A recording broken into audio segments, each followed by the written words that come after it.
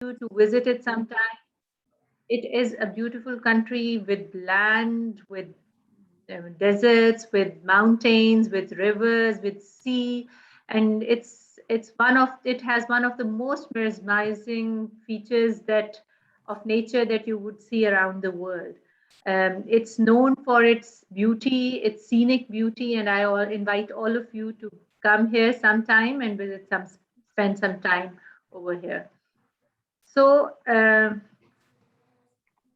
My name is Dr. Somia. I work at King Edward Medical University as Associate Professor of Medicine. I'm also the Founder Secretary General for the Internal Medicine Society of the country. I've been involved in many forums regarding research, and my areas of interest are cardiometabolic medicine, women health, infectious disease, and telemedicine. Today, I will be talking to you about one of the medical emergencies that we come across. Whenever we talk about killers in the world, the first thing that comes to our mind these days is the global threat that we are all going through these days, which is the COVID-19 pandemic. But there is another killer in the world, which is a bigger killer than this COVID-19 pandemic.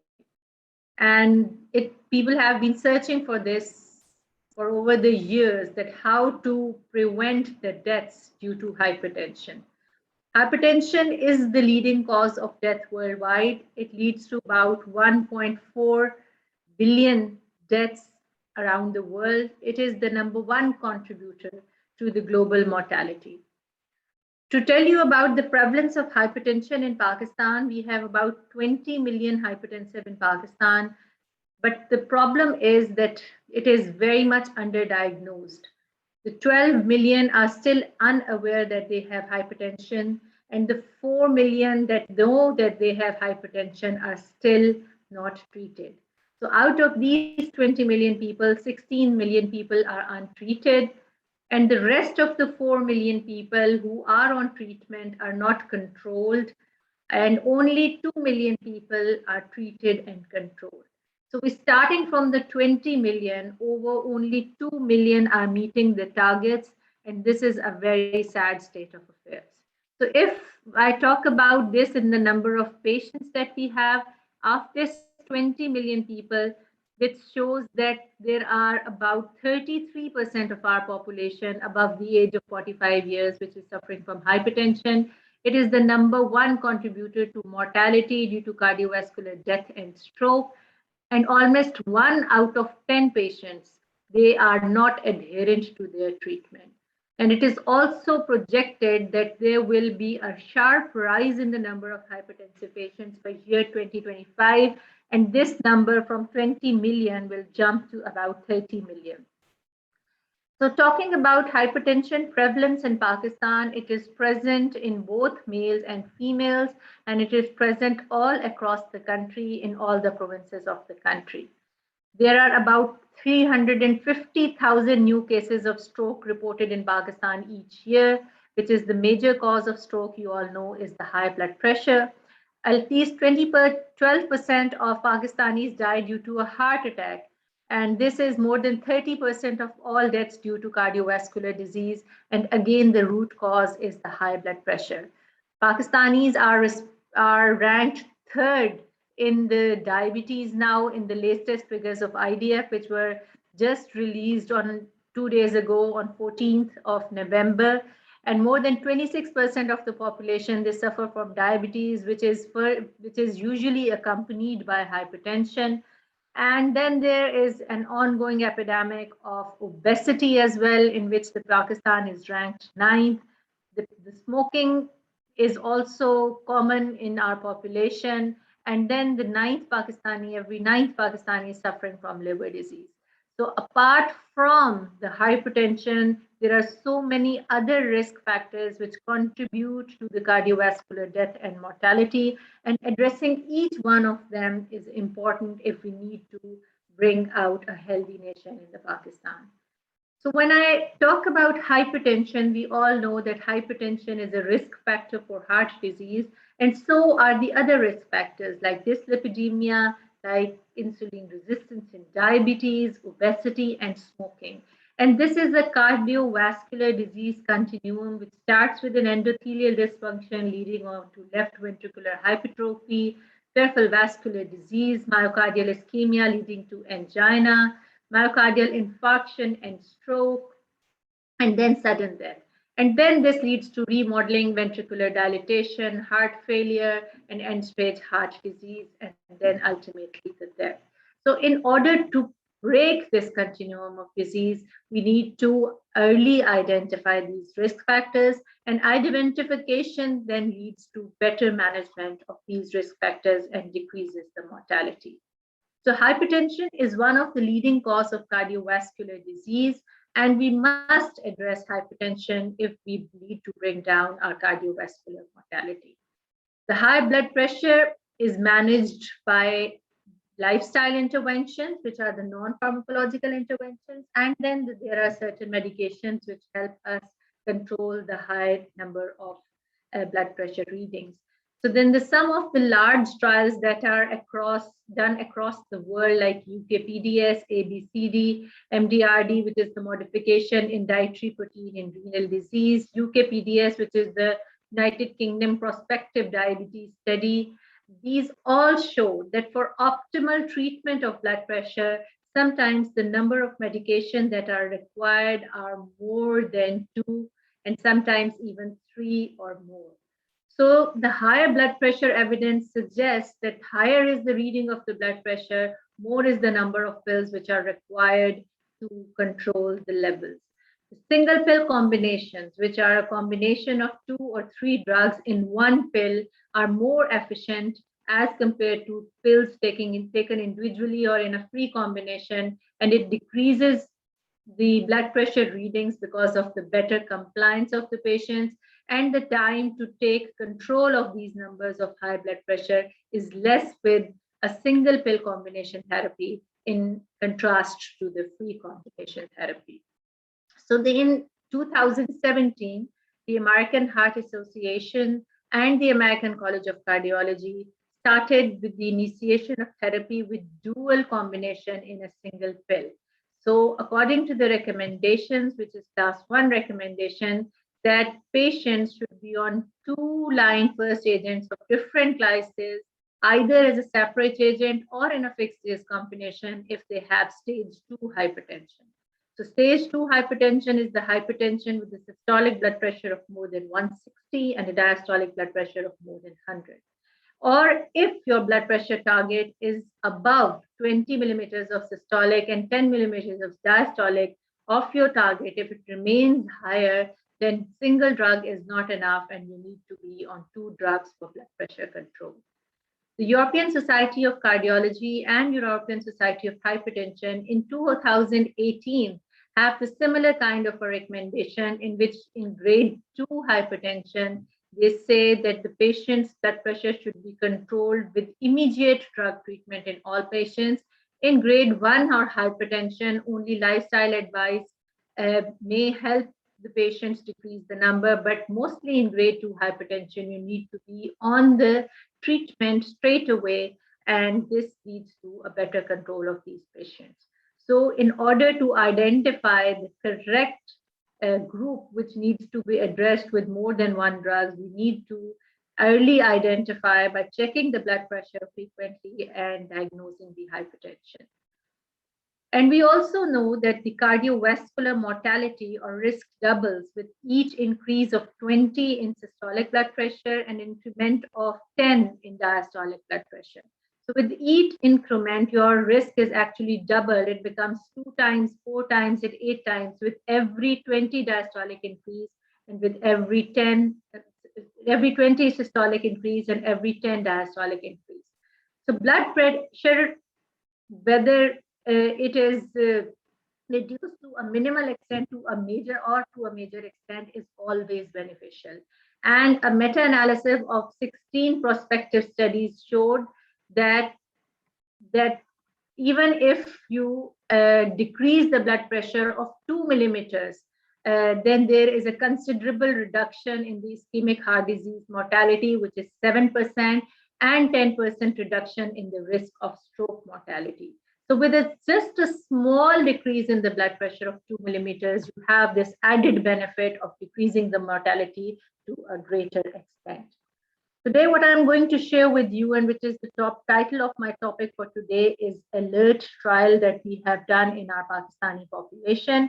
ADULT stands for Amlodipine and Valsartan, Efficacy in Hypertensive Patients, a real-world observational study. So this is the abbreviation of this, and this is done by my colleagues from the medical floor, and Clinician, which is a research for medical field. It is an organization which has supported us in this study. So what is real world data? So real world data, as you all know, is the evidence that they are playing an increased role in the healthcare decisions. So the real world data is the clinical evidence regarding the usage and potential benefits or risks of a medical product which is derived from analysis of real world data. So this is the world of real world analytics because it gives you the actual picture of what the patient's experiences are and how efficacious the drug is found by a physician's perspective. So this is the world of real world evidence. This is the real world data, which leads to real world analytics, and this leads to real world evidence. When we talk about research, we talk about randomized controlled trials and we talk about real world data or real world evidence. So while the purpose of randomized controlled trial is to see the efficacy of the drug, the real world data actually shows us the effectiveness of drug in the population because it is in the real world setting as compared to the RCT, which is in an experimental setting. The RCTs are designed according to a specific design. They are formulated, but the real world data is the actual practice, the way you prescribe these medications to your patients. The treatment has a fixed pattern in RCT that you have to increment this after this many months, specific indications. But in a real world data, it is a variable pattern and the treatment is individualized based depending upon the patient's response. The study groups in RCTs are homogeneous. You have taken age matched individuals, gender same, or you compare them similar people. But in a real world, you have a lot of heterogeneity in the form of patient, which gives you a better idea of how that drug is going to work across different age groups, both sexes, and in different environmental settings.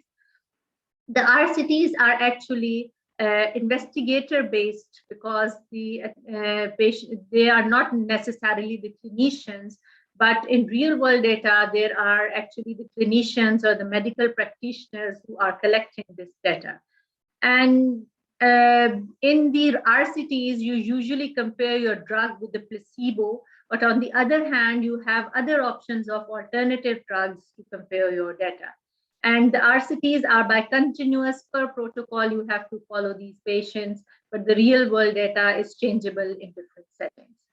So the aim of this study, which is the ALERT study, this is Amlodipine Valsartan study, that the multiple studies have been conducted outside our country to assess the effect of this combination of Amlodipine and Valsartan, but what is the effectiveness in our population?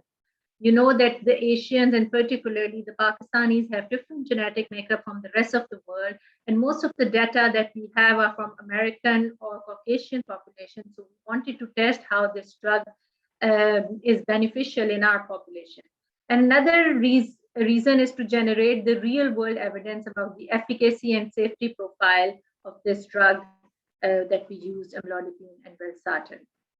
So to determine the efficacy and safety of this drug and measure the percentage of participants with blood pressure change of less than 139/89 at the end of 8 weeks, we started this study. The design was that it was carried out in a real clinic setting of different tertiary care hospitals, also the private clinics, for a period of about 1 year, from December 2017 to December 2018. Ethical approval and institutional review board approval was approved before starting the study. The endpoint was safety and efficacy of the drug. It was an observational study and it was an open label study. We were prescribing this amlodipine and valsartan combination. The method was that 31 investigator sites were chosen, and at day 0, the patients were taken. We took consent from the patients for participation in the study. The clinical examination was done. The history taking was done. The vitals and the blood pressure readings were recorded. Non-pharmacological parameters were also recorded, like decrease in the salt intake, active lifestyle, weight reduction. And then the treatment was initiated with this combination of amlodipine and valsartan. In week 1, they were followed up by a clinical examination, checking their blood pressure levels and the dose adjustment if required. And if they had any problems with the drug, like the form of adverse effects, they were also addressed. At the week 4, which is after a month's period, then again these same things which were checked at week 1 were reassessed. And at the end of the study, which is week 8, these were again checked and then the results were compared. The patients initially were those who were hypertensive, and hypertensive are those patients which by definition have a blood pressure of more than or equal to 140/90. So anybody with a blood pressure of more than 139/89 and who was on a monotherapy, that is a single drug with minimum last 30 days, it was included in the study. Both males and females, 18 to 70 years, they were asked to sign a consent form, after which they were enrolled. Those patients who were a known case of secondary hypertension, pregnant or lactating mothers, or if they have a reported hypersensitivity to any active ingredient, if they have an evidence of peripheral arterial disease, or if they were a known case of hepatic or kidney disease, they were excluded from the study. So at the start of the study, a total of 900 patients, they were enrolled in the study, of which 769 patients they followed up, and the rest they dropped out, and they were included and assessed on a monthly basis for 30 days, and they were included on the basis of inclusion and exclusion criteria. If we look at the study population, 41% of these patients were male, and surprisingly, there were more number of females. About 59% of the patients selected were female. The average age of the patient of this data set was 52 years.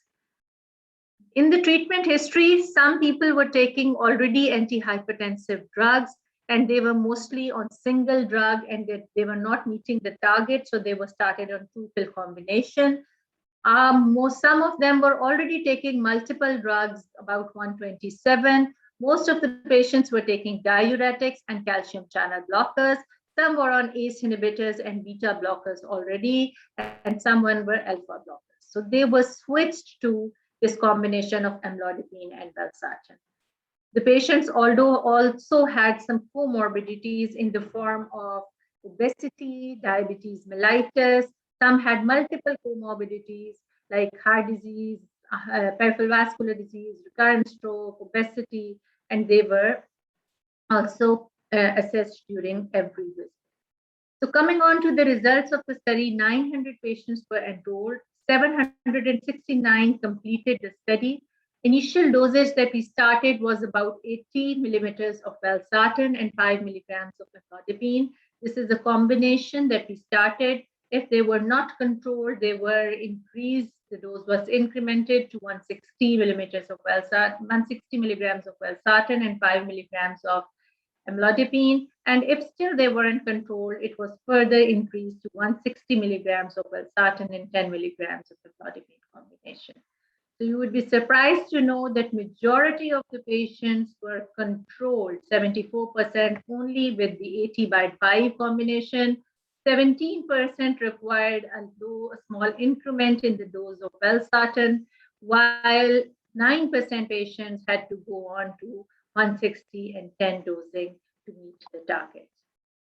By the end of the study, there was a significant reduction in mean systolic blood pressure and diastolic blood pressure of these patients. And from the start of the treatment to the end of the week 8, it was found that they had significant reduction in mean systolic blood pressure. It started from 159 in the beginning to 131, which is below the target that we had set, and 95 systolic to 81 diastolic, and both of them were statistically significant. 17% reduction in the systolic blood pressure was obtained. So there was a double-digit reduction in mean systolic blood pressure and mean diastolic blood pressure, and more than 20 by 10 millimeters reduction in systolic blood pressure and diastolic blood pressure is what is advised by the AHA and the ESC guidelines, and this study fulfilled that criteria. So the desired level of blood pressure response was achieved in 92.7% of the patients by the end of 2 months, which is the 8 weeks period of the study of the disease. And 82.1% achieved this target only with the dose, which is the least possible dose that we gave, which was 80 by 5 milligrams of tablet. And with 92% desired the blood pressure target at the end of the study, which is less than 140 by 90 millimeters of mercury. So in conclusion, this study showed that amlodipine valsartan combination is very efficacious in hypertensive patients, and it is effective in controlling blood pressure according to the levels which are recommended by both AHA, CCA, and ESC, American Society of Hypertension guidelines.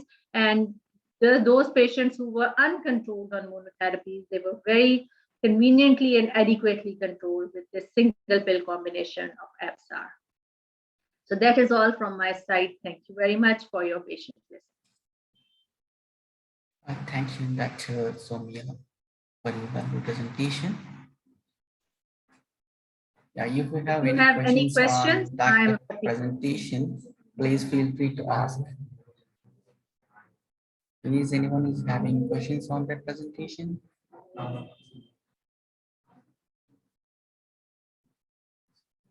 Hello.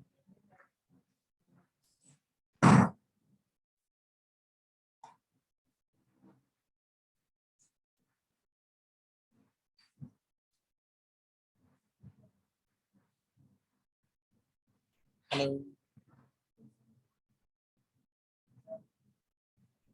Do you have any questions on Dr. Somia's presentation? You can ask if you have any questions about presentation.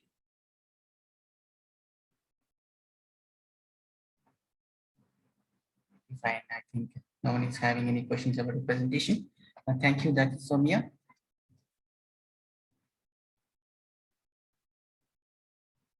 Okay, now I call upon Dr. Punish Shadana from Max Super Specialty Hospital from India to give an presentation.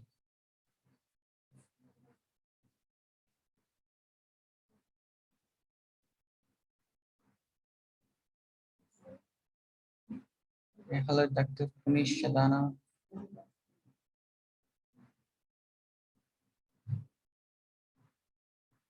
Are you available in online?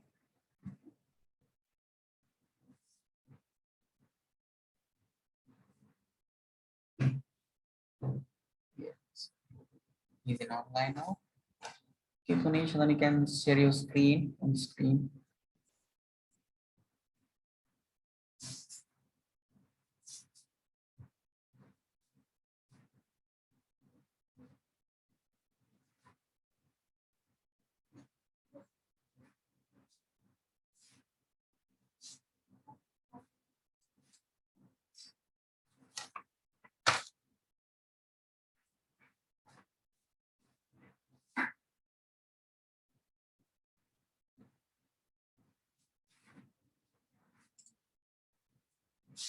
Is everyone seeing the screen?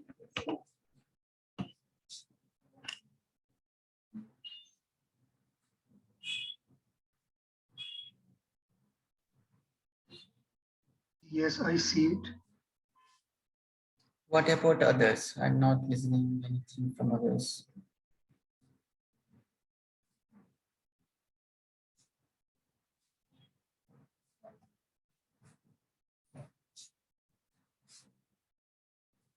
Hello, Denise.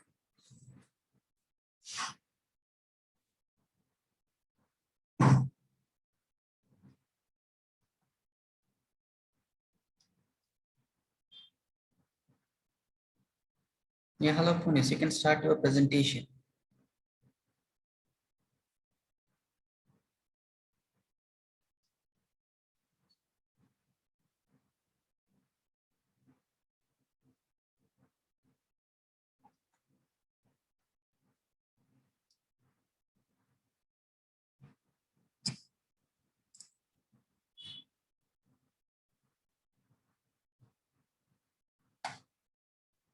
Hello.